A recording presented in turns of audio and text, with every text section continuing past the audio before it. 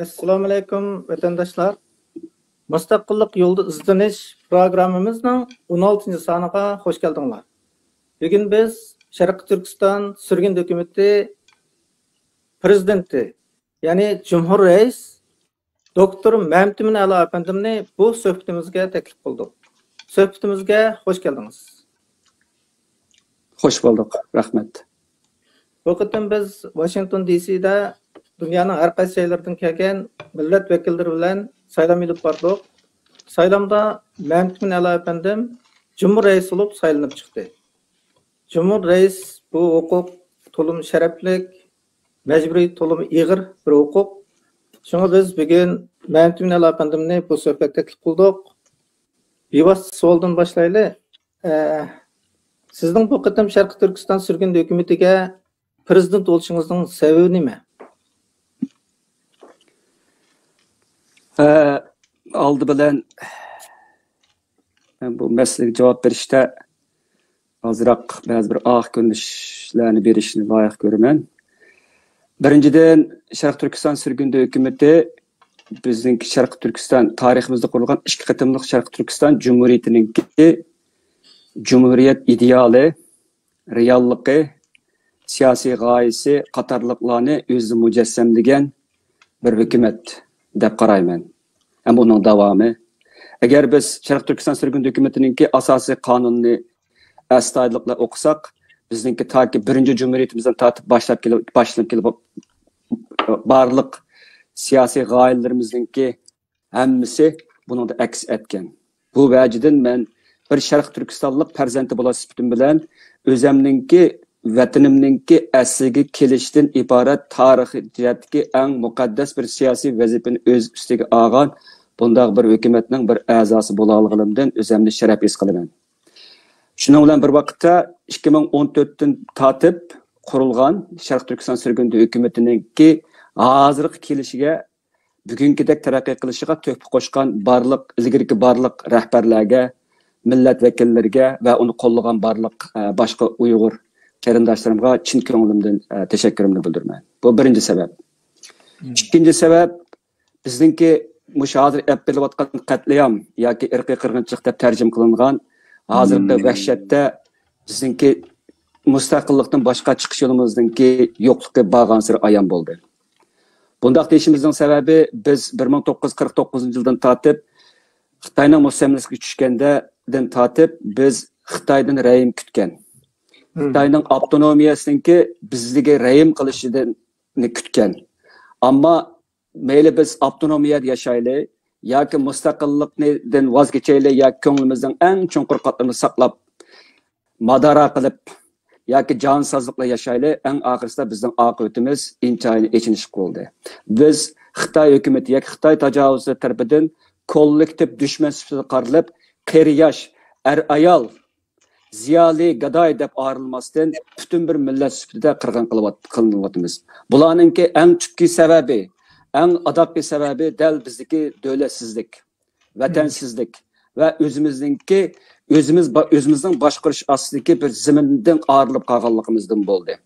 Agar biz bu tub sababni biz og'riqimizningki eng ajallik sababi bilan ishni boshlamasak va uning bilan kelgusimizga saqlayishimizga umid bog'lamasak, boshqa choralarning hammasi ham o'zimizni aldaydigan, ham boshqalarni aldaydigan kulkilik, echinishlik bir urinishlardan iborat bo'ladi.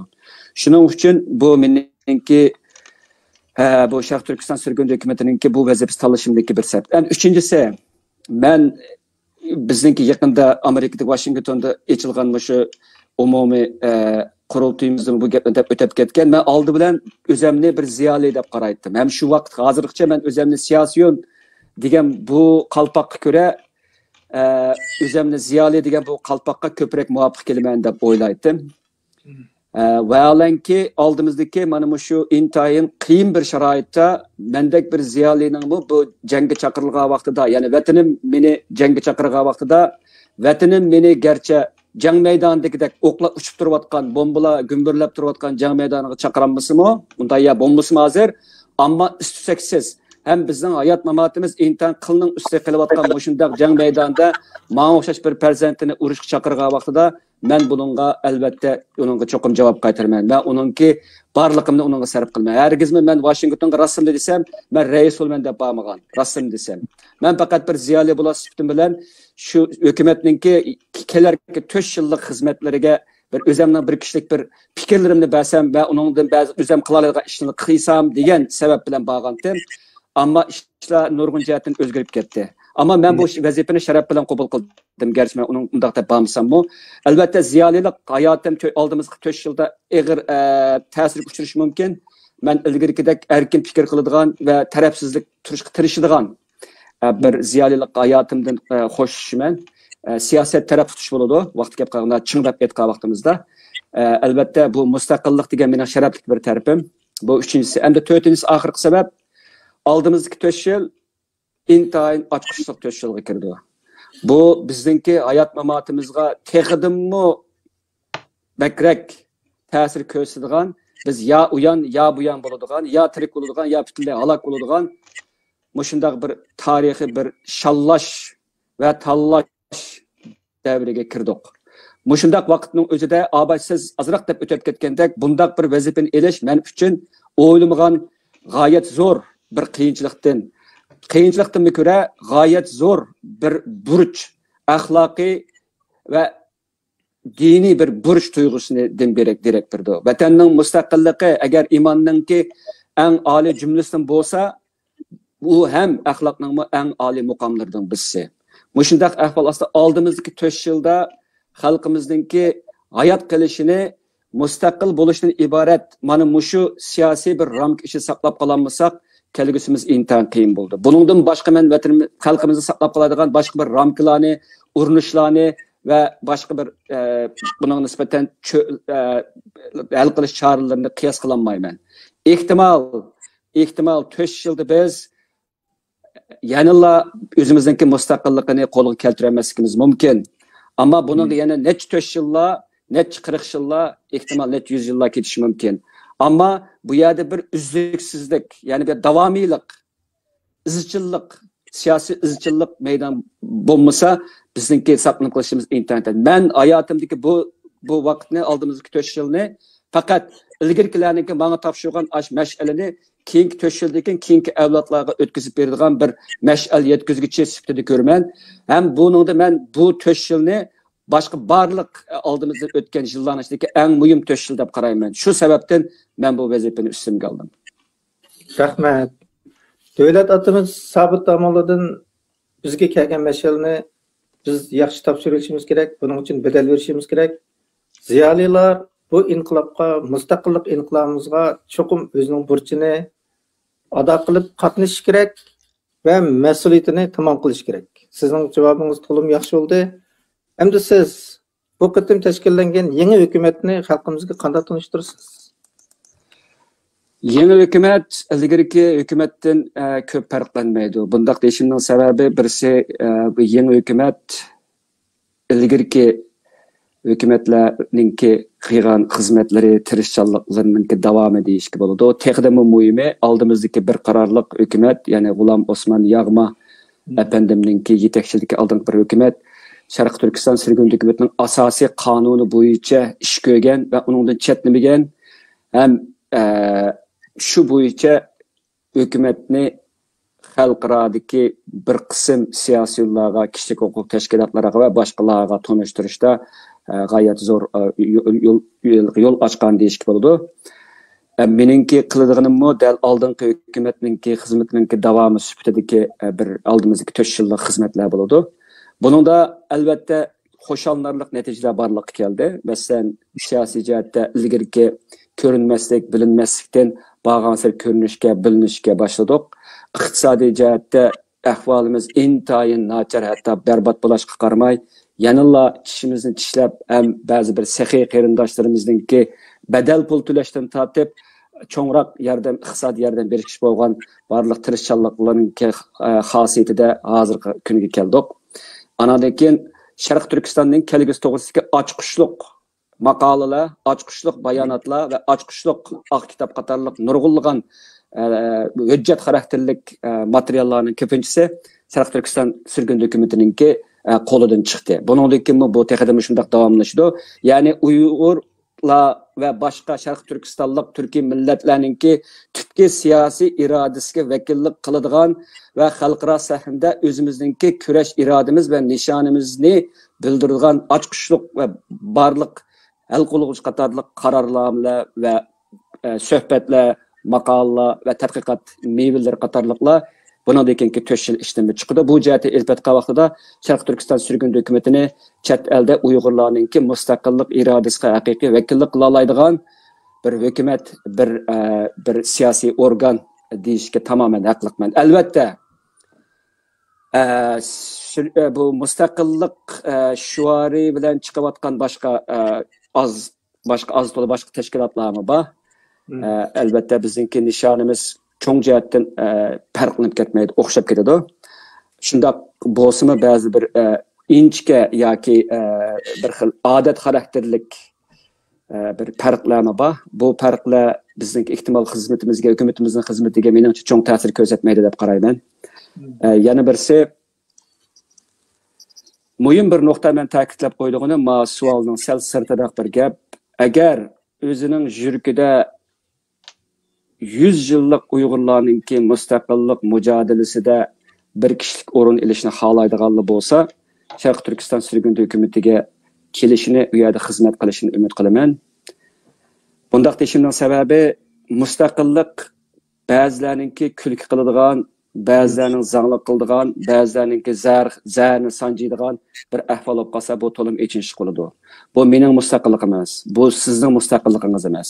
Bu bizningki hukumatning ichidagi shu parlament a'zolarining va boshqalarning mustaqilligi emas. Bu butun bir necha ming yillik tarixga ega Uyg'ur xalqi qatorliq boshqa turkiy xalqlarningki mustaqilligini ko'zlaydigan bir intan qiyin bir mujohid. Bu hammamizning mustaqilligi, hammamizning kelgusi uchun atalgan bir mustaqillik. Bundaq bir ishda tomoshabin bo'lib turish, o'yin ko'rish vijdonsizlikka kirdi. Doğru. Bundaq bir ishda bir ikkalaningki xarakterdagi ba'zi bir ojizliklarni va ishlarni tutqi qilib turib, o'zining aralashmaslik, betaraf turib bilish, hattoki nomussizlarcha o'yin ko'rish, shu orqali o'zininki tarix tarafidan o'zining ustiga yuklangan shu bosh tortib bo'lmas siyosiy vazifadan o'zini qochirishning hammasi nomussizlikqa va vijdonsizlikka kirdi. Hammamizning o'yin ko'rgisi var. Chunki o'yin ko'rish dunyodagi eng bexatar, eng ko'ngil ochadigan ish.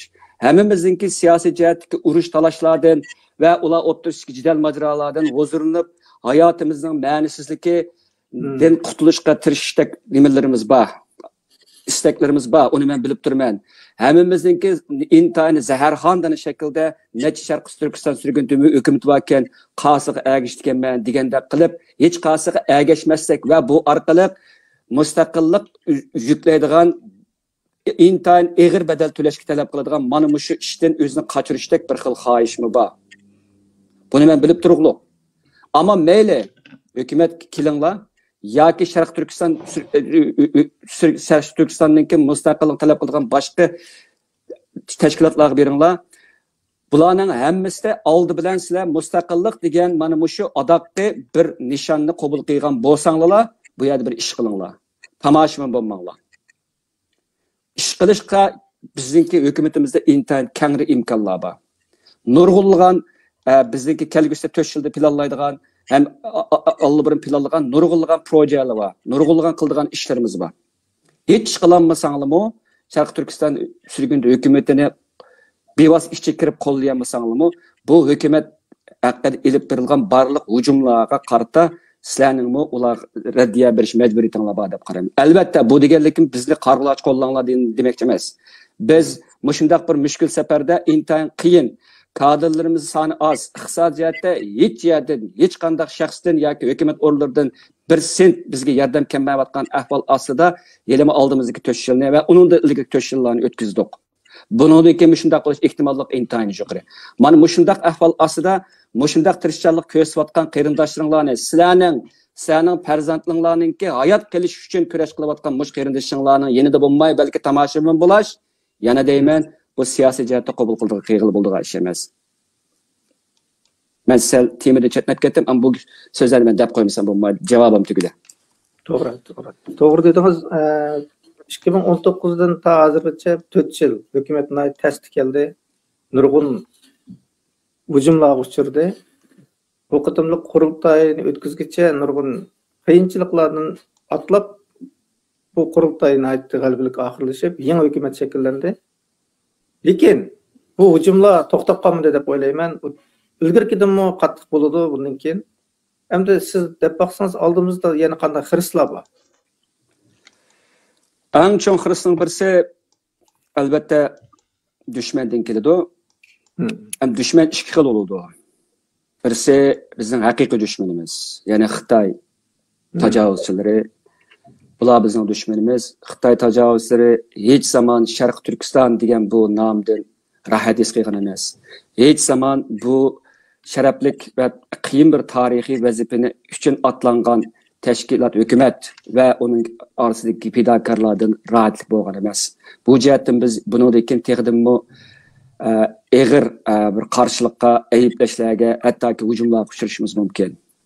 Bu cho'ng birinchi turdagi dushmanlikning keldiganligi. Bu garchi biz uchun bir yangi ish emas, ammo agar bizningki Xitoyninki keyingi davlat butunligi deydigan bir safsatalar va ularga nisbatan bizningki tahdidimiz bo'lgansa assa, ya'ni bizning o'zimizning mustaqilligini qo'lga keltirish kurishimiz dunyodagi erkinlik suyar va Xitoy qarshi bo'lgan kuchlarning qo'llashiga erishsa, yilami azdir erishyotdi. Buningdan texdim erishib qolib qolsa, bu zaman Xitoyning bizga saladigan bizga qiladigan zarbalarning salmoqi zo'r darajada oshadi. Ikkinchi dushmanlik Uyg'ur tillik, ya'ni o'zimizningki Uyg'ur bo'lgan, Uyg'ur so'zlaydigan, bizda o'xshash Makkaga qarab turib namoz o'qiydigan, mana bu shunda Uyg'ur tillik dushmanlardan keladi.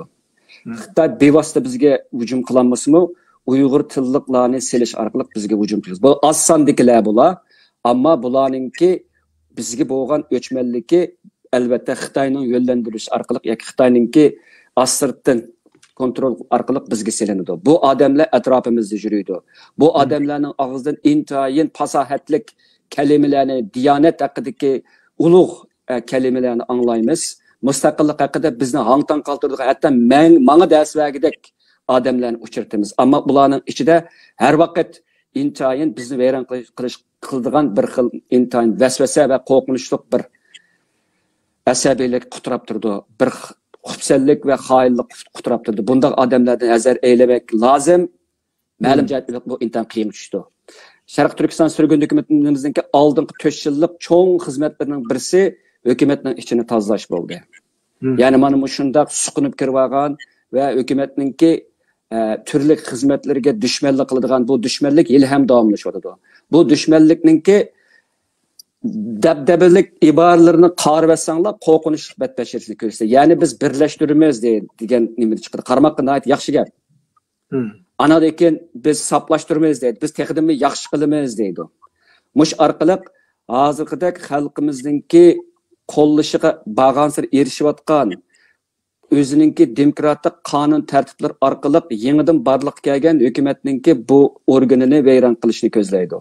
Bu albatta hukumatdagi barliq xodimlarningki kelgusi 4 yilda intayin diqqat qiladigan bir ish. Shuning bilan bir vaqtda xalqimizning bu jihatda nəhayət diqqətli bo'lishini tavsiya qilaman. Bu birinchi cho'ng xiris bizdan keladi. Ikkinchi cho'ng xiris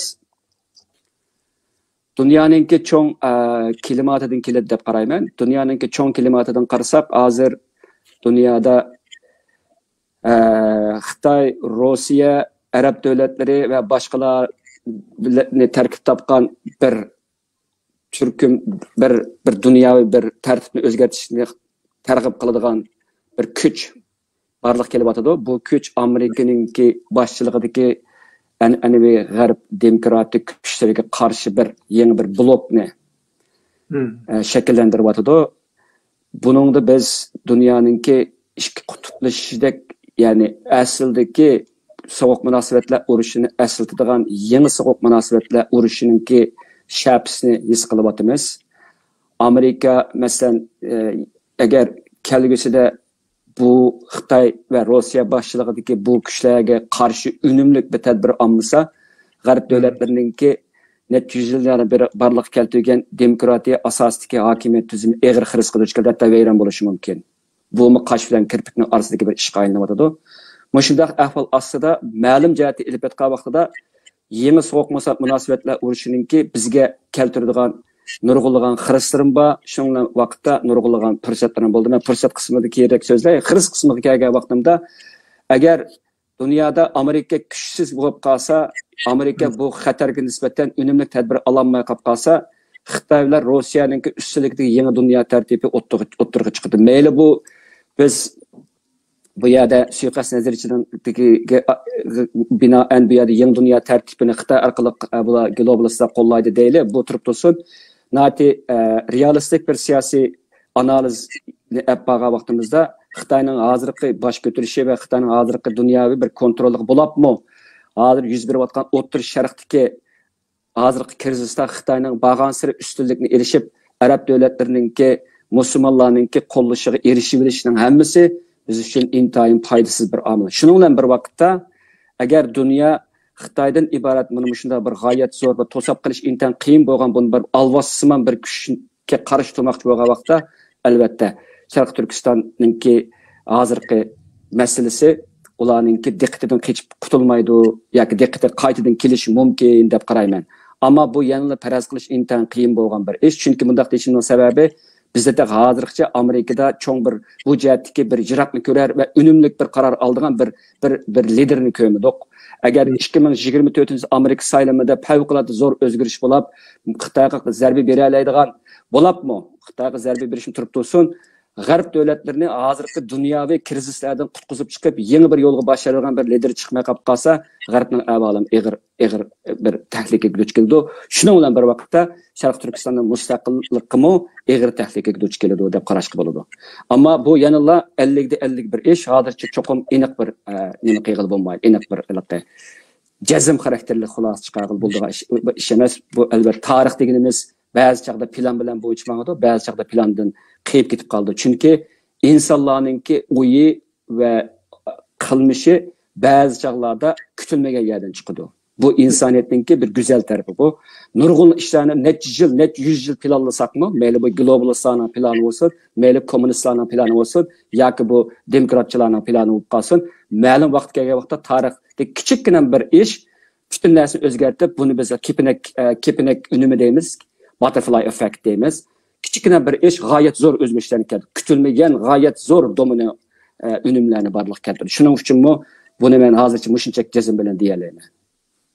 Demek aldığımızda nurgun xiristlar varken, elbette xirist olganken fırsat mı buldu?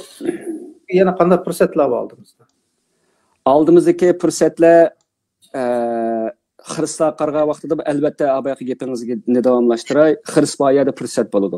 Uning ustiga ba'zi xiristlar qancha cho'ng bo'lsa, fursatmi shuncha cho'ng bo'ladi. Masalan deyli, ikki kuch hozirgi to'qinishayotgan va dunyo tartibidagi birdan bir kuch bo'lishga tirishayotgan Amerikadagi G'arb Amerika boshliq kuchi bilan Xitoy Rossiya boshliq kuch o'tirisida ma'lum jihatda rayonliq yoki dunyoviy bir cho'ng bir krizis duch kelib qolgan vaqtida bu vaqtda Sharq Turkiston xalqiga bo'libmi bizningki mustaqillik harakatimizga g'oyat zo'r bir fursat tug'ildi deb qarayman.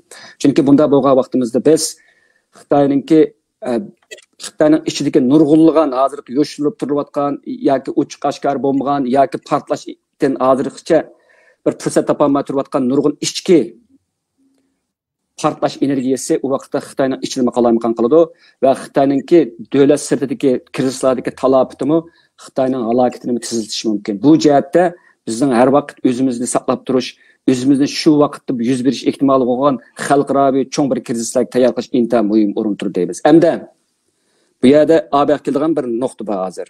Nurg'unlagan odamlar so'raydiki, Sharq Turkiston sürgün hukumatidagi bir hukumatning nima foydasi bor deyish mumkin. Hozir biz cho'ng ishlarni qilib, tog'ni talqon bag'ni bostan qilamagan bo'lsakmi siyosiy jihatda, ammo biz bir hukumat bo'lish sifatimizdan har vaqt o'zimizni aşı bir fursatga tayyor qilib turyapmiz. Bu bundaq deyishimning sababi bu qatımlıq Washingtondaki bizningki yig'inimizga Amerikaning bir strategiyasi qatnashdi. Uning degan gapida bir ig'iz gapi nihoyatda mening diqqatimni tortdi. Ya'ni uning deganida mustaqillik deydigan faqat sizlar Uyg'ur tashkilotlari, diaspora tashkilotlarining orasida bu ishinglar ching turinglar, hamon bir kuni buning foydasini ko'rib qilishinglar mumkin dedi. Bundaq deyishimizning sababi agar Uyg'urlarningki chet eldagi qarshilik harakatida Sharq Turkiston sürgün hukumatidek bir uzil kesil mustaqillikni izlaydigan bir tashkilot bo'lgan vaqtida chet elliklarmi buningga hozir buningga sal qaragan bilan, hozir buningga iqtisodiyot yordam bermagan bilan, hozir buningga harbiy jihatdan yordam bermagan bilan kelgusida ehtiyoji tushgan vaqtda cho'qim buningga yordam berish mumkin. Chunki Sharq Turkiston sürgün hukumatiningki asos qonunidan tortib uningki amaliyotlarini varaqlasaqlar, u yerda bir uzil kesillik bor. Madara qilmaslik bor. Yanmaslik bor. Qurbon berishga tayyor bo'lish bor. Bu shu vaqt kelgan vaqtga g'oyat zo'r bir siyosiy kapital sifatida foydalanadi. Bundaq bir kuch qancha kichik, qancha ojiz, qancha avar bo'lishi qarmay, kelgusida g'oyat zo'r siyosiy kapitalga aylantirib bo'ladi. Masalan, bizningki 2. Dünya urushining oyoqlashay degan vaqtida qurilgan Sharq Turkiston sürgün hukumatimizmi? Sharq Turkiston hukumatimizmi dal ashundaqdi. Bir tashqi kuch va ichki bir orzu o'zaro moslashibdi. Bir yil yetmagan vaqt ichida mana semeni lab atqanlik olmaydi. Xitoyni titradigan bir armiya qurib chiqildi. Bu 1944dagi gap bu. Hozir meningcha Uyg'urlarning qancha qurbon berish ro'yi borligini men bilmayman. Ammo hozirgidek biz o'zimizning qutulishiga xili ko'p sonliqlarimiz intayin naati asabiylik bilan o'ylanayotgan bu joqda harakat qilishga intilayotgan vaqtimiz o'zida bizni harakatlantirmak va bizni g'oyat zo'r, o'zimiz qiyos qilinmayotgan bir zo'r bir qo'shinga aylantirmak texim oson bo'lishi mumkin deb qarayman. Anandan keyin endi oxirgi bir nuqtam bu savoldan ozroq chetlayman. Mustaqillikni idrok qila olish uncha oddiy emas. Bo'lapmi g'oyat zo'r bir qirg'inchilikni beshini o'tkazayotgan bir millatning mustaqilligini qiyos qila olish, bo'lapmi uning umid bog'lay olish g'oyat zo'r psixik saponi talab qiladi. G'oyat zo'r siyosiy bilim talab qilmasimi, yomon zo'r psixik saponi, psixik savrchanlikni, ya'ni mayli dinimiz deyilgan bo'lsin, mayli axloqimiz ta'kidlangan bo'lsin, yoki psixologiyada muhim deb qaralgan ashu savrchanlikni talab qiladi. Bu savrchanlik shunday bir savrchanlik bo'lish kerakki, biz eng qirilgan vaqtimizdami, hattoki bir odam qolgan vaqtimizdami, hamon bir kun hur bo'lganligimizga ishonsak bo'lmaydi. Bu her qandaq bir düşman bitchit qilinmaydigan g'oyat zo'r bir ruhiy bir qudrat bu. Dunyodagi mustaqillik harakatlariga qaraylik. Masalan, Sharq Timurnikiga qaraylik, Kosovonikiga qaraylik, yoki Afrikada e'tirof bir davlat, unikiga qaraylik, yoki boshqalarnikiga qaraylik, hammasida bir turkum ash oldingi sapti mangan ziyoli bo'lsin, inqilob siyosiy rahbarlar bo'lsin, hammasida yanmas bitchit qiyg'ilib bo'lmas bir ro'yi bir kuch bor, bir qudrat bor, bir tasavvur bor, bir savrchanlik bor, bir qurbon berish ro'yi bor. Biz mana mushni talab qilamiz. Hozircha xalqimizningki yanchiqlardan million dollarni to'lab ketish mumkin emas. Qo'li qurolib, atilli dushman etib ketish muhim emas. Hozirning o'zida ashu qurbonlik bera oladigan, ham bu yo'ldan yanmaydigan necha 100 odam bo'lsa-mu, mana mushning o'zi intan qudratli bir kuch bo'ladi. Nima uchun Xitoy u qadar ojiz bo'lishimizni qaramay, Sharq Turkiston sürgün hukumati qatorliq boshqa Uyg'ur tashkilotlarini ko'zdan yo'qotish uchun u qadar kuchaydi. Bizning kuchimizni bilmamdi, moddiy imkoniyatni bilmamdi, toza biladi. Bizningki tashkilotimiz emas, hatto mening uyamga kiradigan oylik kirim Xitoyning hisobotida bor. Bilib turdi bu narsani. Shunda turib nima uchun hech zaman bizni vayron qilib o'tishdan ayonmaydi, hech zaman bundan voz kechmaydi? Chunki ular bizningki namrat bo'lsaqmi, beshimiz egilgan bo'lsa-mu, umidimiz uzilay degan bo'lsa-mu, Ama bizdeki Xitoyga bo'lgan nafratninki, bizni mustamlik qilgan aşı kuchlarga, ularninki harbiy imkonlari bo'lgan nafratninki hargiz yo'qolmaydiganligini biladi. Bizning hur bulashqi bo'lgan orzuyimizni har qancha qilibmi, chiniqimizda bo'ladi ekan, vayron qilib bo'lmaydiganligini biladi. Buning uchun bir kun uxlamaydi Xitoy. Shu zaman Xitoy uxlamagan, Xitoyni uxlatmayotgan aşı ideyani, aşı ruhni, aşı sabırchanlikni biz uxlatsak bo'lmaydi. Biz onundan voz kechsak bo'lmaydi. Düşmanimiz voz kechmagan ishdan biz voz kechsak bo'lmaydi. To'g'ri. Bu bizdeki eng cho'ng fursat, bizdeki eng cho'ng imkon bu. Ruhiy qudrat. Xitoyninki oxir bir nuqtaga ketib qo'yayman. Xitoyninki Uyg'ur qatorliq boshqa mustaqillik, masalan, Tayvan mustaqilchilari bo'lsin, Tibetliklar bo'lsin va boshqalarninki qarta qo'zg'agan psixik urushninki eng muhim bir halqasining birisi, bu jiq ko'pday ta'kidlanmayapti bizda. Nima desangiz, bu to'g'risida ba'zi bir maqolalarmi chiqqan, nima desa, ularninki ularning mustaqillik irodasidan o'zlarini tuymagan asosda voz kechtirish deyildi. Bu nima degan gap esa, qarshi turish ruhini o'ltirish. Nima uchun? Chunki hamma narsa o'ltirgili bo'ladi. Ko'p narsani vayron qilgili bo'ladi, ammo qarshi turish ruhini o'ltirmak asosan bak qiyin bo'ladi bu. Chunki qarshi turish ruhi bizningki eng tüpki insonlikni tuvan turadigan bir jonliq bo'lash sifatimizdagi o'zimizni saqlab qilishdan iborat mana shu qarg'u, ammo intayin mohiyatlik istikimizga bog'langan bo'ladi. Xuddi bir daraxtdan tortib bir insongacha hammamiz butun imkonimizdan foydalanib turib hayot qilishni, aşı quyoshga baqalishimizni umid qilamiz. Bu bizning tabiiy istiqiylik bir kuch bizniki. Allah ata qilgan bir istiqiylik, bizning irodamizni olib ketgan bir iroda bu. Buningga qartilayotgan hujumlar bu. Shunga agar biz bu mustaqillikdan voz kechadigan bo'lib qolsak, dal Xitoyninki voz kechmay turib qilgan kurashlarining qalbisiga moslashgan bo'lamiz, yoki uni osonlashtirib qo'ygan bo'lamiz. Bu biz Xitoy bilan adaqqa nuqta talashayotgan hal qilg'uch hayot mamatlik bir nuqta mana shu. Kurash qilish irodasi, yanmaslik. Her vaqt o'zimizningki erkinligimiz bo'lgan tushimizdan voz kechmaslik. Bu intayin muhim. Buni ta'kidlab qo'yay. So'zim tugadi. To'lim yaxshi javob bo'ldi. Aqidamizni voz kechmasak, aqidamizni keyingilarga yetkazib bera olsak, bizda cho'qim umid bor degan gap. Mustaqillik birdan bir yo'l. Agar bizning hukumatimizdagi mustaqillik ching turadigan mush bir kuchlar yo'q bo'lsa Uyg'urning ichida, Xitoylar uchun bizni yig'ishtirmoq to'liq oson bo'ldi deb o'ylayman men. Chunki kishilik huquq yoki boshqa masalalarga boshqalarningki diqqatini yuklash orqali mustaqillik degan bir narsani hamma odamning qalbidan chiqarib etsa, oxir kelganda bizning ishimiz to'liq oddiy bir ishga aylanib qoldi. Hamma hukumat faqat o'zining ehtiyojiga qarab turib qanday o'ynashida o'ynalgan bir ishga aylanib qoldi. Demak, bizning hukumatimizning mushta turishining o'zi Uyg'urlarning kelgusi uchun to'liq muhim va to'liq ulug' bir ish ekan. Shunda qo'yganda, endi bu 4 yil vazifa vaqtingiz bor sizningki, mush 4 yilda nimalarni qilmoqchisiz endi? Bu gapga bir javob berib andiki planga kelayman. Kishilik huquq deganda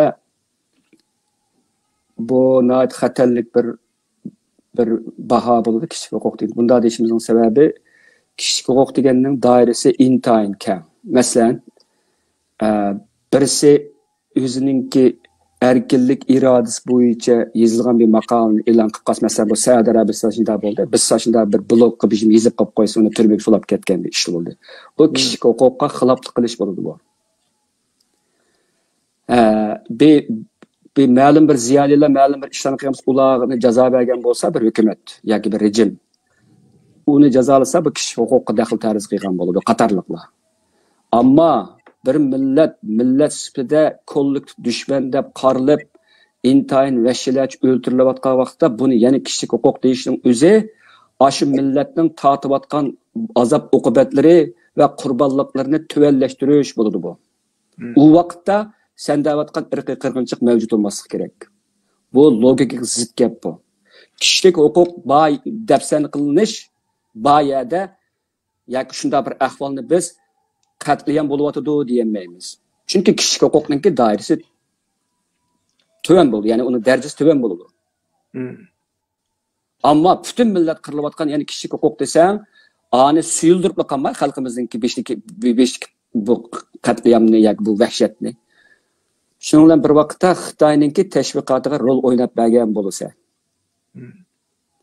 o'layotganlarga yoki o'lganlarning ro'yiga osiylik qilgan bo'lsa, ular kishilik huquqdan halqib ketgan sistemlik bir millatni millat sifatida yo'q qilishni ko'zlaydigan bir qirg'inchilikni qilyotdi. Bu kishilik huquqdan necha yuz yasha halqib ketgan bir qirg'inchilik bu. Bu so'zni ishlatgan vaqtida buning nimasini bilish kerak. Hamda nimangiz kelaydi? Davomlashtirib o'tay. Albatta 2016 yıldan tatip başlangan ırkı qirg'inchilikning hozirgi 7 yıl kelar yo'qqa 8 yılga keladi. Oldimizdagi 4 yilni qatsak 11 yıldan ishib ketgan bo'ladi. Bu intayin asti elib berilgan, ammo sistemlik plan bilan mengayotgan, yani dunyoninki diqqatidan bag'an sir qilayotgan, hatto o'zimizninki qiziqishdanmi kelayotgan bir qo'rqinchli bir qirg'inchilik bu.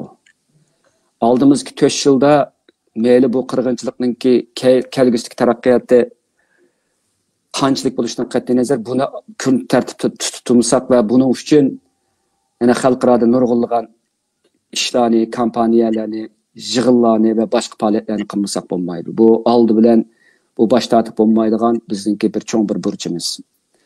Hozirgi vaziyat intayin eg'ir bo'lishining sababi bu dal Xitoy planlagandek ve o'ylagandek bu qatliam osti elib berilsa, buningda qatliamdan zerikish, ya'ni qatliam harg'inlik kelib chiqdi. Men buni ilgari xilijiq degan bu gapni men.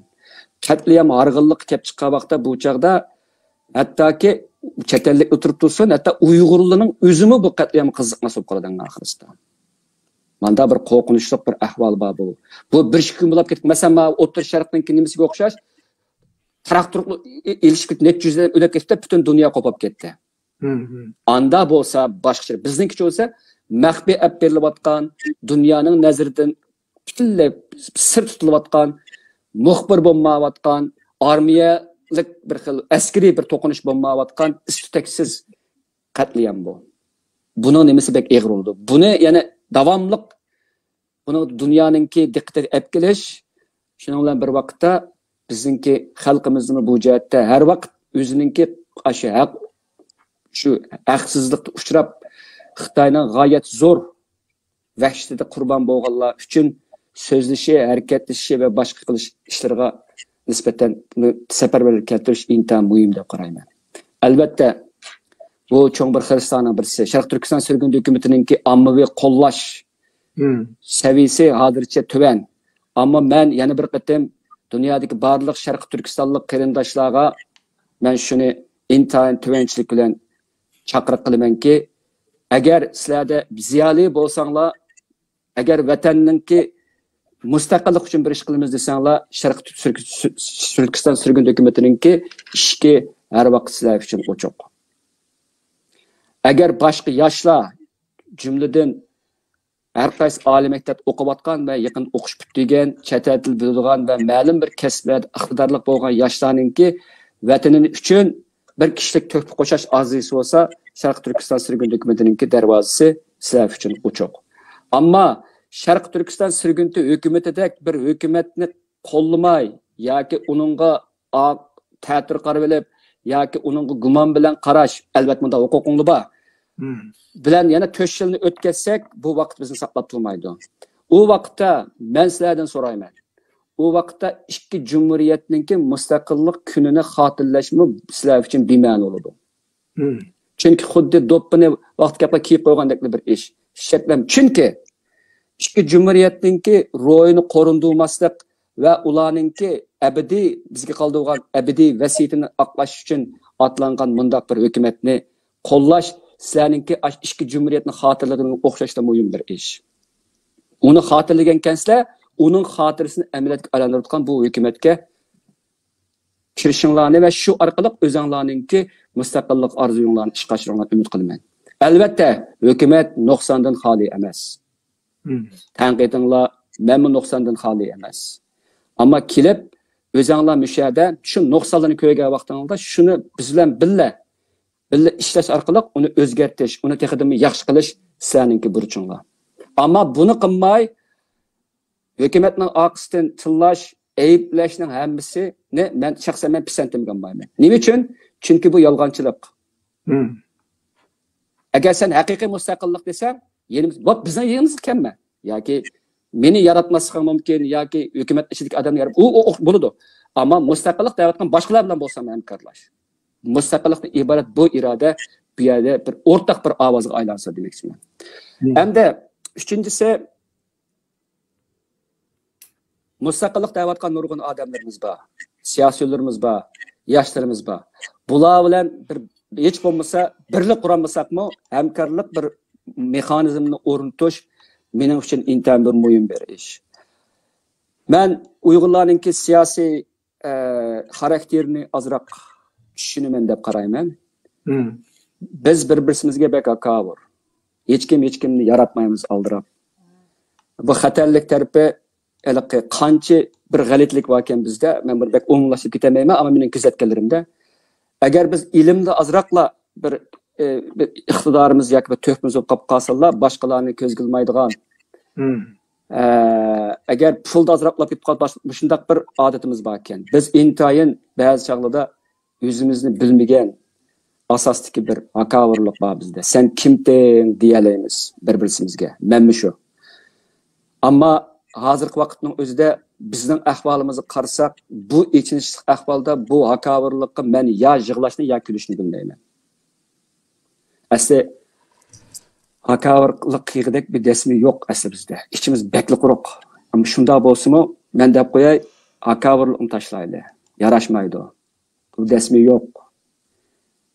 Agar irodamiz, agar avtonomiya demoqchi bo'lgan bo'lsanglar, u boshqa yo'l bo'lsin. Ama mustaqillik deymiz desanglar, Sharq Turkiston sürgün hukumati 2014 yıldan tartib tarixning siniqidan o'tgan ham tarixning buningdan keyingi siniqiga o'zini tayyor qila oladigan bir hukumat. Buningga kelib o'rtaq bir maqsad uchun o'rtaq bir ramkaning siyosiy ramkaning ichida ishlash meningcha kechilib yurgandan bir-birimizni yaratmay yurgandan oxirgi qo'limizdan hech chiqmagandan mingas yaxshi deb qarayman. Bu mening samimiy tavsiyam. Ham men o'zim qiladigan bir ish, amal bo'lsa diasporadagi o'qitish shakldagi yoki boshqa shakldagi mustaqillik tarafdorlarininki bag'an siri yig'ilib, bizningki sürgün hukumatning parlamentida bo'lsin, ministerlikda bo'lsin, bir kishilik xizmatni elib, bizni xizmatni yamanjiq bundan keyin ko'rsizlar, nurg'unlagan proyektlarni o'tirib qo'yamiz. Shuningga nurg'unlagan ixtisosli xodimlarga ehtiyojli bo'lamiz. Buningda ishlashinglarni talab qilib. Bu üçüncü gap. Dördüncüsü endi har qanday bir mustaqillik harakatininki ilgari bizningki suhbatimizda deb o'tilib ketdi. Buningda bir ideologiya muhim deymiz. Ideologiyani az to'la mana shu sizningki 16 qatim appagan suhbatlarimiz Uyg'urlardagi mustaqillik ideologiyasininki turg'izilishi intan muhim ahamiyat ega bir narsa. Ideologiya qurilishi. Buni sürgün hükümimiz ap beryapmiz. Ondan iqtisodiy asos bu yamanjiq deyilib ketadigan bir nuqta. Ba'zi bir va'dalar bor, hozircha buni men deyolmayman. Ba'zi va'dalar bor, ammo shuni qarab turib iqtisodiy jihatga ishlarimizni yaxshilanib bo'lishini umid qilman. Ammo u bo'lmasa-mu o'zimizningki bariga qanoat qilib, ozni ko'p qilishga tirishib, buningdagi yana mangimiz 4 yilda mangimiz, 4 yilda yana keyingi 4 yillarga mangimiz. Bu jihat iqtisod asosidagi intan muhimligini his qilishdan bir vaqtda buning uchun men kuchayman. Ammo mening bir kamchilikim iqtisodiy engim bek yuqori emas. Gerçi men iqtisodning ba'zi qonuniyatlarini bilganim bilan o'zim iqtisodda yomon mening boshqa qarindoshlarimdek bek nimam yo'q. Hayotimda bir savdo qilib bir jiq foyda topgan odam emasman. Bu jihatda ilbat qavaqda men savdoni biladigan iqtisodiy kallasi va ham $1 $2 $2 $10 qiladigan qarindoshlarimizni ko'p taklif qilaman. Albatta hozir ishimizning ba'zi mushtiatdagi ba'zi bir yoshlarmi bor, ammo bu jihatda men yana ixtisos egalarimizga muhtoj deb qarayman. Uchinchisi, bu texnika muhim bir ish kadrlar qo'shuni. Bu kadrlar qo'shunini yetildirish bo'libmi mustaqillik ideyasiga ega kadrlar qo'shunini yetildirish intayin qiyin bir ish. Kadrlar qo'shuni bir kunda yetilmaydi. Xuddi ma'rif o'xshash, xuddi 11 yillik, 13 yillik ma'rifdan keyin 4 yillik oliy maktab bo'lib, normal bir tarbiya ko'rgan odam bo'lish uchun dunyoda hozir 16 yil vaqt ketadi. O'ylanglar. 11 yıl yoki 12 yıl başlangıç o'rta maktab, 4 yıl oliy maktab bo'lsa, 16 yıl vaqt. 16 yılda normal tefekkür qila oladigan jamiyatda bir funksiyani ishli orttiradigan bir odam borlik keldi. İnqilobda buningga texdan uzoq vaqt ketdi. U faqat bilimlilar talab qiladigan ish emas. Shundan bilan bir vaqtda uningda bir xarakter bo'lish kerak, uningda bir psixik safa bo'lish kerak, uningda bir xil o'zini qurbon berish ro'yi bo'lish kerak, uningda yana boshqa bir xil, masalan, istixborotchilik boshqa jihatda tarbiyalangan, hech bo'lmasa bir ma'lum bir anqirishga ega bo'lgan, ma'lum bir bilimga ham bu jihatdagi hunarga ega bo'lgan odamlar ketadi. Shuning uchun bu bizdagi ixtisoslar jumladan maxsus shu hukumatninki kadrlar qo'shuni oldimizdagi yana bir zo'r bir xirslarning birisi, uning kamchiligida. Buni men to'liqlash uchun tirishim. Ammo yana deb qo'yay, bu bizda bir maktab yo'q. Ma'rif bizning qo'limizda bo'lmagan bir ahvol asli ish ochiradigan, nihoyatda bir ta'tir keladigan bir ish hamda. Shunday bo'lsa-mu, meningcha hukumatimizda mayli siyosiy jihatda bo'lsin, mayli diniy jihatda bo'lsin, mayli boshqa sohalarda bo'lsin, xeli Uyg'urlarningki diasporadagi jamiyatida ko'zi ko'ringan odamlar bor. Shunga bunday odamlar oalani yetaklayoladi deb qarayman. Endi bu nimada g'arbningki ish tuzumida bir gap bor, ya'ni aloqa anglab o'rgangandan qilib o'rgangan a'lo degan bir gap bor. Anglab ko'rib o'rgangandan shu ishni qilib o'rganish ham tiz bo'ladi, ham asli chin qoladi, ham uningda tiz ilgirligi bo'ldi. Men kelgusimizga xizmatimizni tatbiq qilmoqchi. Bizga kelsanglar, bizdan birga ishlagan vaqtingizda bizmi sizlardan bilmagan yerlarimizni o'rganamiz, sizlarmi bizning tajribamizdan o'rganasiz. Shu orqali bizda kadrlar qo'shini yetib qolmasdan, balki yana bizningki kelgusidagi izbosarlarimiz va hatto bizningki kelgusidagi rahbarlarimiz yetilib ketadi deb qarayman. Buning uchun birga ishlamak lozim. O'rtaq tilda, o'rtaq niyatda, o'rtaq ishni qilish bizni g'oyat zo'r darajada birlashtirdi. Demak, o kadar oddiy, ammo buni qilgan vaqtimizda uningki g'oyat zo'r unumini ko'ramiz. Men Sharq Turkiston sürgünde hukumatiga jiroqdan kuzatib kelayotganlar yoki marab turayotganlar yoki arsal bo'layotganlarga tavsiya qilaman. Hech ikkilanmasdan kelsanglar, biz o'rtaq bir ishda nurg'unlagan yangi imkoniyatni ta'minlayolamiz, ham sizlarniki taraqqi qilishinglarga yo'l ocha olamiz. Hamda oxirgi bir nuqta, Sharq Turkiston sürgün hukumatiningki qurilmasi jihatdan aytayotgan vaqtda parlament tuzumi asosidagi bir qurilma. Bunda qurilmaning nurg'unlagan ortiqchiliklari bo'ldi. Ya'ni buningda oldi bilan ilib etsak, ma'lum bir shaxsningki huquqni suiiste'mol qilishiga yo'l qo'yilmaydi. Parlament degan, millat vakillari degan g'oyat zo'r bir kuzatish bir mexanizm bo'lish sifati bilan har qanday bir shaxsningki, ya'ni meni o'z ichiga olgan hukumatdagi barliq shaxslarningki siziqdan tiyib ketmasligiga g'oyat zo'r bir nima qiladi. Kuzatib ham uni ogohlab tura oladi. Bu nihoyat bir bu tuzumningki esil bir afzalligi. Shuning bilan bir vaqtda mushundaq bir tuzumning afzalligida biz mush tuzum orqali dunyodagi boshqa o'xshash xildagi sürgün hukumatlar, masalan Tibet sürgün hukumati deymiz va boshqa sürgün hukumatlar bilan bo'lgan munosabatimizni texnik qo'yiqlashtirishni men tavsiya qilaman. Ham buning uchun tirishiman. Men qas kuni Tibet sürgün hukumatiningki tor betida bir necha soat varaqlab baqdim. Gerçi ularningki o'ttir yo'l siyosatini chiqarib etsak, Tibet sürgün hukumatiningki bir hukumat shakliga kirganligi va uningki mexanizminingki xalqaro o'lchamda bo'lganligi mening ham nihoyatda hurmatimni qo'zg'adi, ham meni ozroq uyaldirdi. Uyaldirishning sababi 70 yıldan ortiq chet eldagi sargardonlik hayotimizda Tibet ishli qurgan hukumatningki 20 ga keldigan hukumatni qurolmadik. Demakchi o'g'lim, ashula hukumatni qurdi, hukumat orqali Tibetningki beshilingan zamin ekanligini Amerikaning kongressida o'tkazildi qatorliqlar. Bizningmi ashunda qiladigan imkonimiz bor. Butun ishimizningki oldingi 4 yilda eng chong siyosiy g'oyalarimizning birisi dal ashula qilgandek Sharq Turkistonning besilingan zamin ekanligini dunyodagi parlamentlar jumladan oldi bilan Amerika kongressida o'tkazilishimiz g'oyat zo'r tarix ahamiyatiga ega bo'ladi. Ashula o'ziningki besilingan zaminlik, ana shu salohiyatini o'tkazadiganlik uchun Amerika hukumatininki va boshqa hukumatsiz tashkilotlarninki g'oyat zo'r moddiy yordamlardan bahramand bo'lib o'tadi. To'g'ri. Biz ashundoq bir kuchga, bir nimaga qurilmaga kelmaganligimiz uchun chechilang'uligimizdan, obro'yparastligimizdan, haqovorligimizdan va boshqa siyosiy jihatdagi nurg'unlagan kamchiliklarimiz sababidan hozirgacha param-parcha holatda turyapmiz. Dunyo bizni ko'rsa, masalan, dunyoga ko'rsatgan vaqtimizda Sharq Turkiston mustaqillik haqida o'yinish bo'lib qolsa kelgusida, masalan, oldi bilan bizning hozirgi mavjud tashkilotlarimizga qaraydi masalan. Bizda Tibet sürgün hükümetidek bir muntizimlaşkan ve neçe yıllardan beri bir kurulmasını bağlan sırı terakki kıldırıp gelivatkan bir teşkilatımız bulmasa bizge siyasi cihette meblağ saldırganlarına mı roğu uçup gidiyordu. Başka amillar turup dursun, bizden irademiz, imkanlarımız, kabiliyetlerimiz turup dursun. Bir hükümetninki bulap mı intayın muntizimlaşkan bir sürgün hükümetninki barlık kilişi, bunun dikin tekidim mi xalqaro sahada shu şekilde tonilishi Sharq Turkistonning mustaqilligidagi hal qilg'uch omillarning birisi. Agar biz bunda bir obrazni dunyoga sunolmasak, biz mustaqillikqa qo'lga keltirishga tayyor emas millatlar emas, balki yana uningga arzimaydigan bu millatga aylanib qolamiz. Bu intayin xatarlik bo'ldi. Bu bir hukumatni tutib turish bizning huquq bo'lgan yerismanligimizdan emas. Bizning bir yerga kelib bilib boshqalarni g'ajab o'tirishninki bir havis emas bu.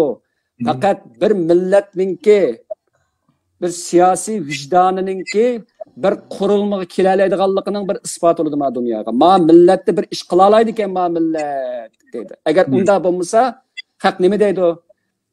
Xitoyning qo'li tugashgani yaxshi ekan, sening o'zingni boshqarolmagandan keyin deydigan gap chiqadi. Bu gapni hech qaysimiz anglashni xohlamaymiz. Ama anglashni xohlamaymiz yo, ama uning qarshisini qilishni xohlamaymiz. Shundan bir vaqtda. Bu kadar bir-biriga bog'lanib ketgan bir ish. Mustaqil bo'laman degan odamda yoki bir millatda yoki bir guruhda cho'qim bir guruh bo'lish kerak. Bu guruhda cho'qim sarxil siyosiy jihatda pishib yetilgan, o'zining vataniga, xalqiga sodiq bo'lgan, pishik sapoga ega bo'lgan bir turkum kadrlar qo'shini bo'lish kerak. Bir turkum ziyolilar uning atrofida turish kerak. Dunyodagi har qanday bir mustaqillik harakatlari qarab bakinglar. Hammasi mana mushundaq bir kuch kadrlar qo'shini bor. Mushundaq bo'lapmi bir uyum bor, bir qurilma bor. Yoki bir hukumat bor bu yerda. Agar biz Sharq Turkiston sürgün hukumatini Sharq Turkistonning ichki va sirtidagi Uyg'ur qatorliq boshqa Turkiy xalqlarningki mustaqillik irodasiga vakillik qiladigan hukumat deb qaragan vaqtimizda bu hukumatni taraqqiy qildirish, zo'raytirish bosh tortib bo'lmaydigan ta'xirsiz vazifalarimizdan birisi. Bu ham mening to'shindagi qildigan vazifalarimdan birisi shu. Rahmat. Bu 4 yilda qilmoqchi bo'lgan ishni ham chiqibken, bu majburiy bo'lgan ig'ir ekan. Endi siz degandek bu surgun hukumat qandaqdir necha odam birlashib qurib olgan va birga kelib o'zining gapini qilishib, boshqalarning g'aybatini qildigan bir hukumat bo'lmasdan, balki Sabit Damollamning mashilni apmangdigan Uyg'urlarning mustaqillik irodasiga vakillik qildigan bir hukumat. Undaq ekan ziyolilarimiz, yoshlarimiz hammamiz hukumatning atrofida uyushib, o'zimizning mustaqillik irodamiz uchun xizmat qilishimiz kerak. O'z oldim qilaman degan apmaydi. Bu cho'qim bir tashkilot bilan, hukumat bilan bo'lish kerak. Biz bir hukumat, oddiy bir tashkilot emas. Shunga hammalarninki mush hukumat uchun kuch chiqarsak, amaliyotda o'zimizning taqdiri, o'zimizning kelgusi uchun kuch chiqarganlik bo'ladi. Vijdonimiz uchun javob berganlik bo'ladi. Sizga ko'p rahmat bugun. Ondan keyin biz bu qatim qurultaydan keyin nurg'un ministrlar, ministrlar saylandi. Ministrlarni bundan keyin ziyorat qilamiz, ularning xizmatlarini o'shada anglaymiz, qilmoqchi bo'lgan ishlarini. Hammanglar mush ministrlarni tayyorlab qo'yinglar. Kelar qatimliq programmaga biz to'rda yana e'lon beramiz. Kelar qatim vaqtimiz bugunga o'xshamaydi. Bugun men Avstriyalarning mushtabiq qag'achqa 8 ga to'g'ri kelib qoldi Amerika vaqti. Ham azroq bu bizning to'rning kichatoq tupayildim. Kichkina kechikib qoldi. Bundan keyin o'z vaqtida bo'ldi bu programmalar. Hammanglarning diqqat berganinglarga rahmat. Allohga omonat. Xayr xo'sh. Allah